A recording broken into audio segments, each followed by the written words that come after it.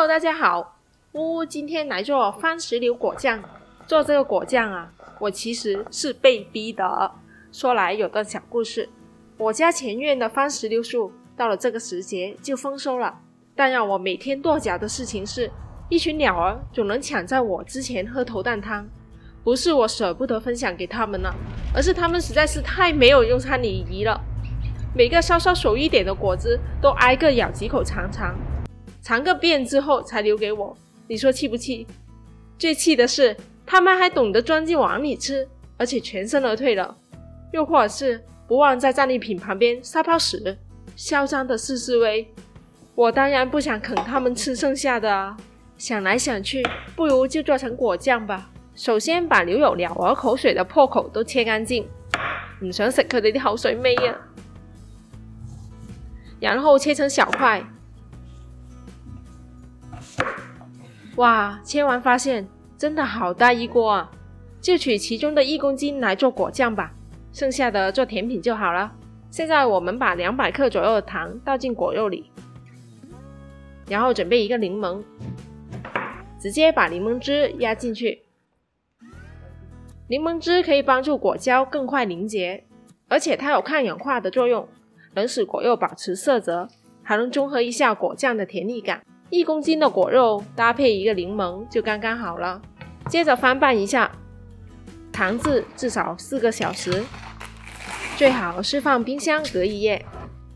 到了第2天啊，我们先把准备用来装果酱的瓶子放到沸水中煮10分钟，彻底消毒之后，放架子上晾干。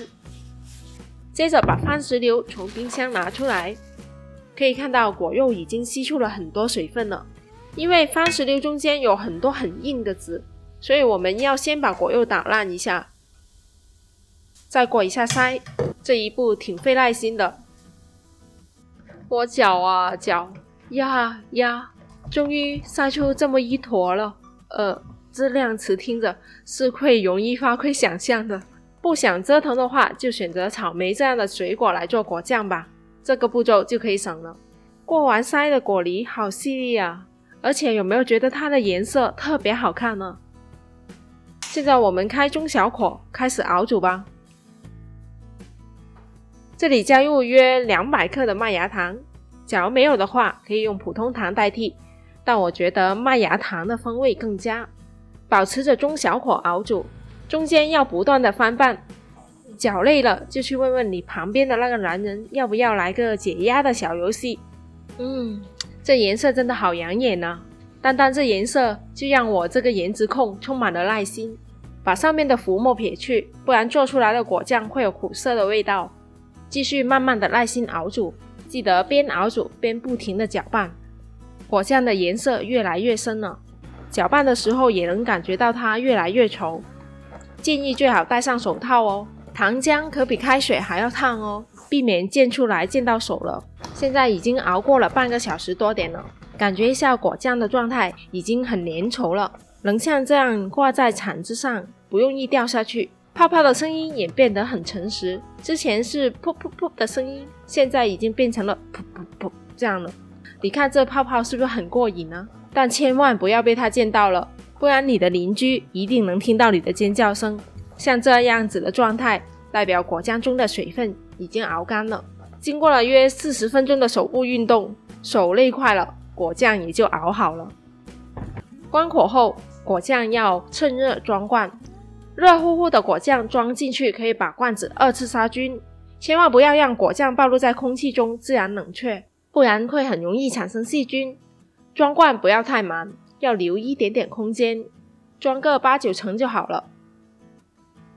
装好后马上盖上盖子，然后倒扣罐子，直到它冷却为止。这样做可以逼出罐子里的空气，让里头产生真空的效果。因为我们家里自己做的肯定是零化学添加的，所以更要注意这些细节，才能更好的保存果酱哦。果酱冷却好之后，把它倒回来放在室温下3到7天，让果酱中的各种味道充分融合。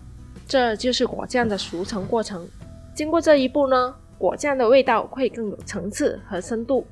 我们这边气温最近在7到15度左右，我让果酱熟成了4天的时间。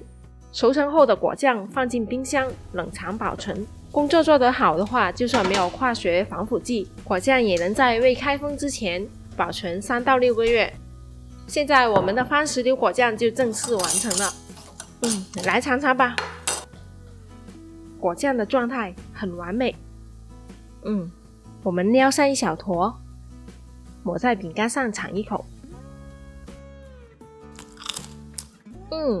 口感很好，甜而不腻，散发着番石榴独特的果香，味道很有层次感，不会太甜，还带那么一点点的酸味，而且透着一点麦芽糖的风味。爱了。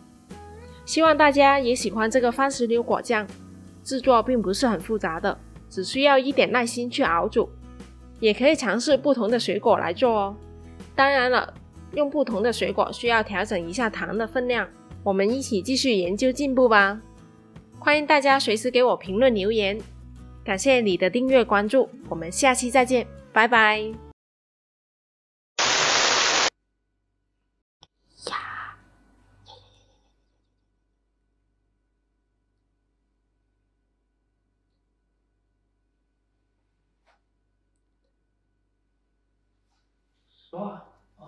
張台咁你嗰下你咪唔好要咯，係。